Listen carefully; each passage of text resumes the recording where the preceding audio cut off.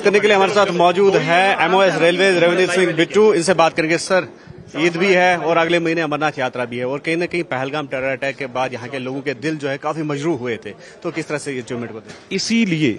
इसीलिए प्रधानमंत्री जी खुद आज तिरंगा अपने हाथ में लेके 43,000 करोड़ से ऊपर का प्रोजेक्ट जो कहते हैं ना भी विकसित जम्मू कश्मीर श्रीनगर होने के लिए ये प्रोजेक्ट आज शुरू किया है।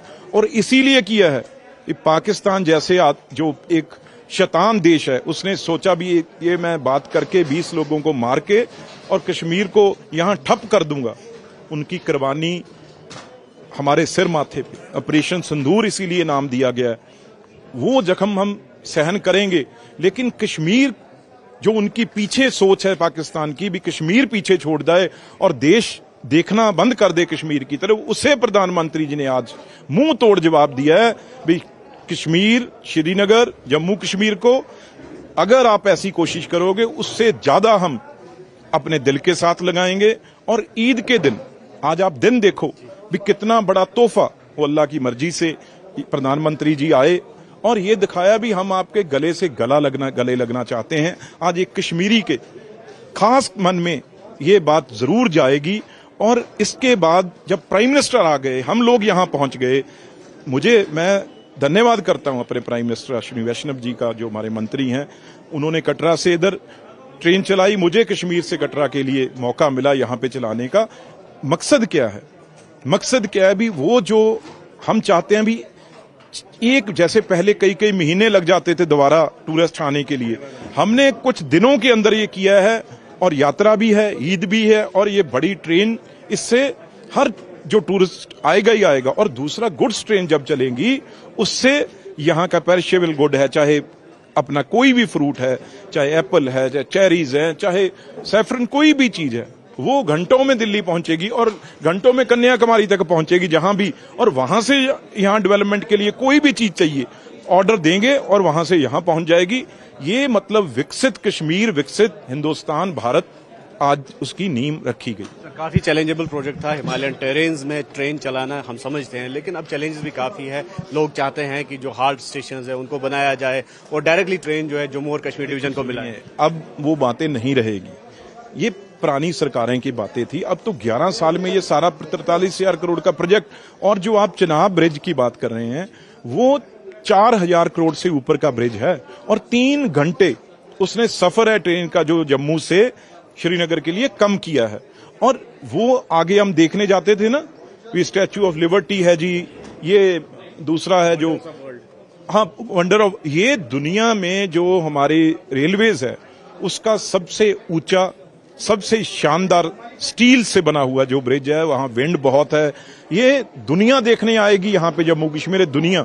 और जो दूसरा अंजी वहां खड है, जो अंजी ब्रिज बना है, वो भी एक केबल ब्रिज है, वो भी अपने आप में एक अलग है। वो सितंबर तक सब इससे, क्योंकि जम्मू में 2-3 हमारे जो हैं प्लेटफॉर्म, उनका काम चल रहा है, इसकी वजह से है।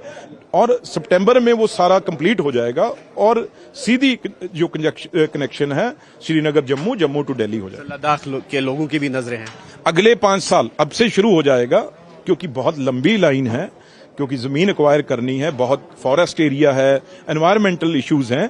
पर उसके लिए हमने टोटल अपना सर्वेज शुरू हो चुके हैं और सीधी डायरेक्शन है पीएमओ से, प्राइम मिनिस्टर साहब के रेलवे मिनिस्ट्री को भी ये करना है। अब करने के लिए हमें जितना टाइम लगेगा वही है, वहां से हरी झंडी है जो पीएमओ से, प्राइम मिनिस्टर साहब से वो आ चुकी है। लास्ट में इन शॉर्ट जानना चाहेंगे कश्मीर के लोगों के लिए, लाइनें और भी बन रही हैं यहाँ पे, पर वो लाइनें लोगों से पूछ के, local government, local MLA, local administration, उनसे पूछ के वो लाइनें बनेगी। क्योंकि वहां बहुत ऐसे बैगान है जहां से सीधा एप्पल आ सकता है, वो 3 लाइनें अलग अलग लाइनें हैं, वो उसके ऊपर भी तकरीबन काम हो रहा है। लेकिन जैसे जहां लोग चाहेंगे उस तरीके से वो लाइन जाएगी के लिए, क्योंकि टूरिज्म अराइवल जो है डिक्लाइन पे है, टूरिज्म ग्राफ जो है। मैं इसीलिए यहाँ पे आया हूँ, ये भी बॉर्डर स्टेट है और मैं पंजाब से आता हूँ, बॉर्डर स्टेट है, हम एक दूसरे की मुश्किलें समझते हैं। लेकिन आपने अब देखा ही है भी कोई यहाँ पे नुकसान मिनिमम एक गुरुद्वारे पे, वो भी जो शेलिंग सीधी हुई है, ऊपर से ना जहाज ना कोई ड्रोन, कोई कश्मीर के इर्द गिर्द आने दिया। इसलिए बिल्कुल भरोसा, मैं यहां पे खड़ा हूं, मैं खुद यहां पे आया खड़ा हूं, तो इसलिए सारा टूरिस्ट यहां पे आए। आज आप ये तो कह नहीं सकते भी मंत्री के पास तो सिक्योरिटी है जी, आप आ गए।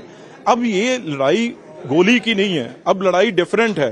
तो आपको विश्वास से कह सकता हूं, ना कोई ड्रोन, ना कोई मिसाइल, ना कोई कुछ, वो तो सिर्फ हम इस चीज में, मैं कहता हूं भी कभी टूरिज्म प्लेस पे उन्होंने कभी ऐसा था भी कश्मीरियों की रोजगार पे लात नहीं मारी थी आगे।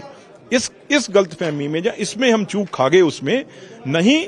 अब लेकिन जिस तरीके से उसको ठोका है, 25 से ज्यादा उसके जो हैं एयरबेस हैं, और दूजी वो तो अब 5-10 साल तो उसको रिपेयर करवाने के लिए, उसके टेंडर निकालने में जो भी 1-आधा बिलियन लेके आया वो, वहां से वो उसको ठीक करने में लग जाएंगे। अब यहां देखने के लिए ना उसके पास कोई सामान है, ना ही सोच है, और उसका धुआं जो है अपनी चीजें ठीक करने में निकल जाएगा।